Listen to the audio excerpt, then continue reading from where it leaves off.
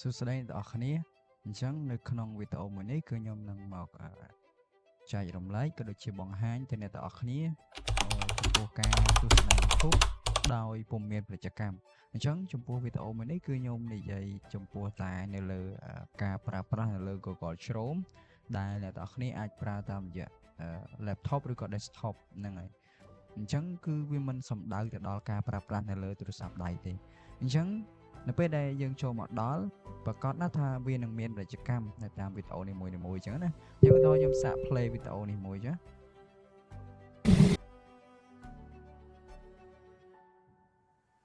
អញ្ចឹងយើងទៅរកវីដេអូណាមួយដែលវាមានពាណិជ្ជកម្មយើងសាកសិនណាហ្នឹងហើយខ្ញុំសាកនេះមួយមើលវានឹងលោតពាណិជ្ជកម្មទេអូខេអញ្ចឹង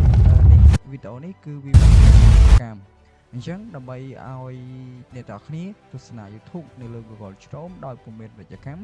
អញ្ចឹងយើងត្រូវចូលមកនេះកន្លែងពាក្យថា setting អធិស្ឋាននៅកន្លែង tray 3នេះណាហ្នឹងហើយបន្ទាប់មកទៀតអ្នកទាំងគ្នាត្រូវចូលមកកន្លែងនេះ extension ណាយើងចូលមកពាក្យថា extension ហ្នឹងមកហើយបន្ទាប់មកយើងចូលទៅ web Chrome Web Store របស់គេទៅហ្នឹងហើយបន្ទាប់មកអ្នកទាំងគ្នាធ្វើការវាយពាក្យថា Adblock នេះនៅទី3គេយើងអាចអ្នកនរគ្នាអាចសរសេរថា Adblock for YouTube អញ្ចឹងយើងចុចលើអាហ្នឹងមួយមកហើយយើងធ្វើការចុច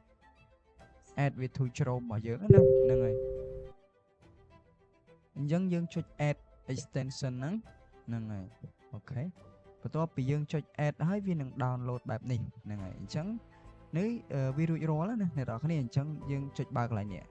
ចុចបើកកន្លែងហ្នឹងមកហើយយើង pin វានឹងឲ្យវានៅចេញបែបហ្នឹងរហូតណាអញ្ចឹងយើងទៅ refresh Google YouTube យើងម្ដងទៀតដោយសារយើងបាន pin វាមកហើយហ្នឹងហើយអញ្ចឹងយើងបាន pin វាមកហើយគឺនេះវាលែង load ពាណិជ្ជកម្មមកណាបងប្អូនខ្ញុំសាកមើលផ្សេងទៀតហ្នឹងហើយអញ្ចឹងគឺវាពុំមានពាណិជ្ជកម្មទេយើងអាចមើលបានគ្រប់វីដេអូដោយមិនមែនជា account Premium ប៉ុន្តែវាមិនមានពាណិជ្ជកម្មទេអញ្ចឹងអ្នកនរគ្នាអាចសាកនៅវិធីមួយនេះបានអញ្ចឹងចំពោះវីដេអូរបស់ខ្ញុំគឺខ្ញុំមានតែប៉ុណ្្នឹងទេខ្លីទេហើយអ្នកនរគ្នាកុំភ្លេចចុច subscribe ឬក៏ like នៅវីដេអូមួយនេះអ្នកមួយផងបើសិនជាអ្នកនរគ្នាគិតថាវាមានប្រយោជន៍ដល់អ្នកនរគ្នាហើយបើសិនជាបងដែលត្រូវការតម្រូវការជាមួយនឹងកម្មវិធី Canva Pro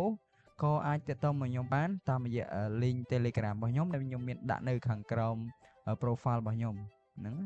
នៅខាងក្រោម description ហ្នឹងអ្នកនរគ្នាគ្រាន់តែធ្វើការ click មកនឹងចូលមកដល់នៅ channel Telegram របស់ខ្ញុំផ្ទាល់ណាដើម្បីធ្វើការតាក់ទងទិញនៅ account Canva ឬក៏ CapCut ជាដើមអញ្ចឹងទៅហ្នឹង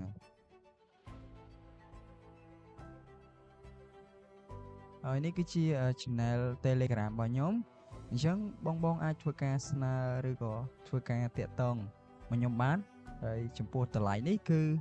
ខ្ញុំលក់ត្រឹមតែ$4.99 សេនទេគឺអ្នកនរគ្នាអាចប្រើបានជារៀងរហូតអញ្ចឹងណាហ្នឹងហើយចំពោះវីដេអូរបស់ខ្ញុំគឺខ្ញុំមានតែប៉ុណ្្នឹងទេអរគុណសម្រាប់ការទស្សនានៅវីដេអូមួយនេះ